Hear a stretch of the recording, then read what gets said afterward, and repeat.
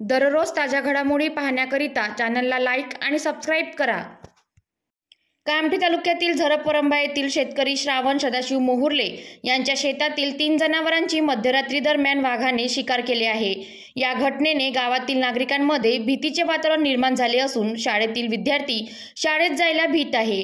या घटनेची माहिती कामठी कृषी उत्पन्न बाजार समितीचे सभापती अनिकेत शहाणे यांना मिळताच तत्काळ घटनास्थळी पोहोचून शेताची पाहणी केली। तसेच तहसीलदार आणि फॉरेस्ट डिपार्टमेंट RFO यांना तत्काळ पंचनामा करण्यास सांगून नुकसान भरपाई देण्यास सांगितले।